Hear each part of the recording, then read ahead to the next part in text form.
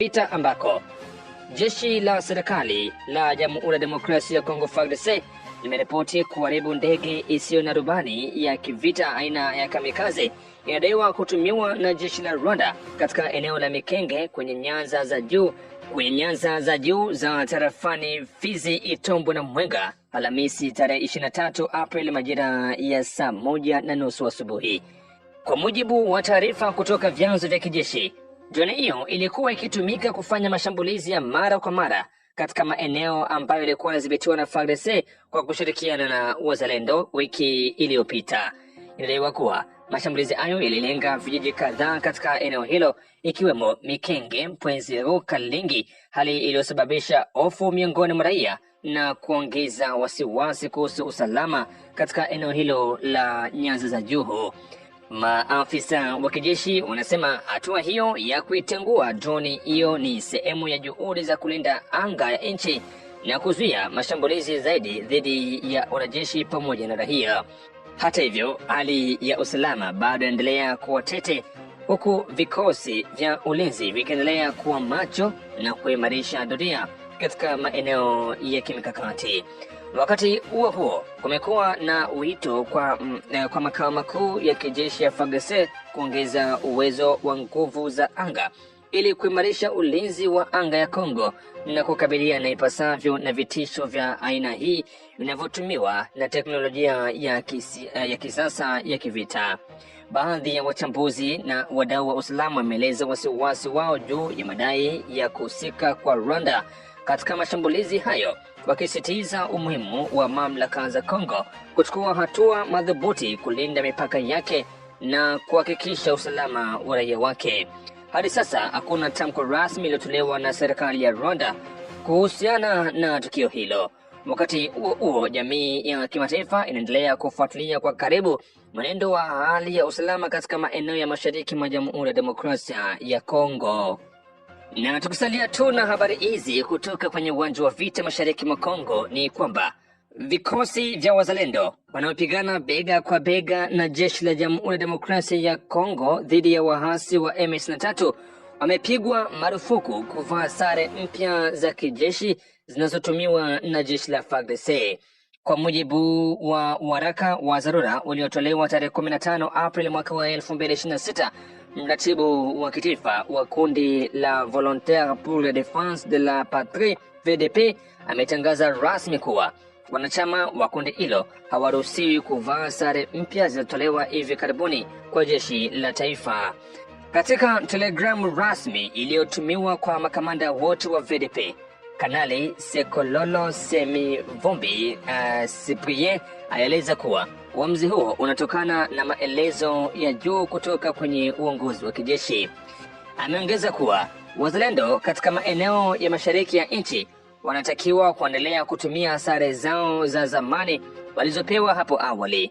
Hatua hii inalenga kuweka utofauti wa wazi wa muonekano kati ya vikosi rasmi vya jeshi la taifa na makundi ya wanaojitolea yaliyo mstari wa mbele katika mapigano. Aidha, waraka huo umeonya kuwa mtu yeyote atakayekiuka agizo hilo atachukuliwa hatua kali za kinidhamu kwa kosa la kutotii maelezo ya kijeshi. Maafisa wa usalama wanaamini kuwa utaratibu huu utasaidia kuepusha mgawanyiko katika uwanja wa mapigano na kurahisisha uratibu wa operesheni za kijeshi katika eneo lenye hali tete. Mwenga. Kwa mujibu wa vyanzo mbalimbali vya ndani, msafara mwingine wa wanajeshi wa Rwanda ukiwa na silaha nzito na za kisasa umeripotiwa kuonekana katika barabara ya Kasika ndani ya wilayani Mwenga. Taarifa hizo zinaeleza kuwa wanajeshi hao wamefanya ukarabati wa sehemu ya barabara katika kipande kinachojulikana kama Kowe maarufu kwa jina la Kuanten.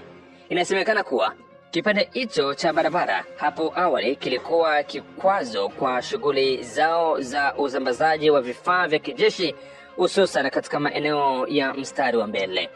Hatua hiyo imezua wasiwasi miongoni mwa wakazi na wadau wa usalama, huku wito ukitolewa kwa vikosi vya ulinzi kuongeza umakini na tahadhari katika maeneo yote ya mapambano ili kuzuia uwezekano wa mashambulizi mapya. Wakati huo, baadhi ya vyanzo vinadai kuwepo kwa mipango ya kupanua operesheni za kijeshi katika maeneo kadhaa ya mashariki mwa nchi, ikiwemo mji wa Uvira, Maniema, Walikale pamoja na Beni. Hata hivyo, madai hayo bado hayajathibitishwa rasmi na mamlaka husika. Maafisa wa usalama wamesisitiza umuhimu wa kuendelea kufuatilia kwa karibu hali ya usalama katika ukanda huo, huku jitihada za kuimarisha ulinzi wa mipaka na usalama wa raia zikiendelea. Ni vyema kukumbusha kwamba siku 3 zilizopita taarifa zingine kuhusiana na vikosi vya M23 kujimarisha huko bondeni wa mto Ruzizi ziliweza kuripotiwa, hali ambayo inaendelea kuonesha huenda waasi hawa wanaandaa mashambulizi tena dhidi ya sehemu ambako wazalendo na FARDC wanapatikana. Kabare. Takribani wiki 2 zilizopita, waasi wa M23 wanadaiwa kushirikiana na Rwanda walitoa agizo kwa taasisi ya utafiti wa kilimo ya Inera iliyoko Mulungu katika kundi la miti wilayani Kabare mkoani Kivu Kusini kuondoa mifugo yao katika shamba hilo. Kwa mujibu wa taarifa hizo, waasi hao walieleza kuwa wanakusudia kutumia eneo hilo kwa shughuli zao binafsi. Ijumaa iliyopita, wafugaji kutoka Rwanda waliwasili katika eneo hilo wakiwa na msafara wa awali wa malori 6 yaliyokuwa yamebeba ng'ombe na tayari wameanza kuyalisha katika malisho ya Inara Mulungu. Vyanzo vitatu vya ndani vinaripoti kuwa misafara mingine ya mifugo inatarajiwa kuwasili katika siku zijazo. Wadau wa ndani wanasema kuwa hali hii ya kuingizwa kwa watu pamoja na mifugo kutoka Rwanda kuingia katika ardhi ya Kongo imekuwa ikiripotiwa mara kwa mara tangu maeneo mbalimbali yachukuliwe na waasi wa M23. Maeneo yanayotajwa kuathirika zaidi na hali hii ni pamoja na Nyiragongo, Ruchuru na Masisi katika mkoa wa Kivu Kaskazini, na sasa pia mkoa wa Kivu Kusini umeanza kushuhudia matokeo kama hayo. Hali hii inaendelea kuzua wasiwasi mkubwa miongoni mwa wakazi na wachambuzi wa masuala ya usalama, huku wito ukitolewa kwa mamlaka husika kuchukua hatua za haraka kulinda ardhi na rasilimali za nchi.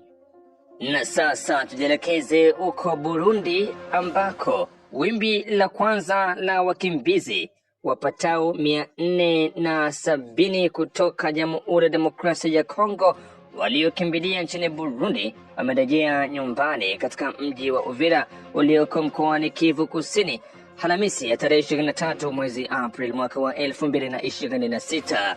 Kwa mujibu wa taarifa iliyotolewa na shirika la Umoja wa Mataifa la kuhudumia wakimbizi UNHCR nchini Burundi, kurejea kwa wakimbizi au ni sehemu ya juhudi zinazoendelea za kusaidia raia waliokimbia makazi yao kurejea kwa hiari katika maeneo yao ya asili kufuatia hali ya usalama kuanza kuimarika katika baadhi ya maeneo mashariki mwa Kongo.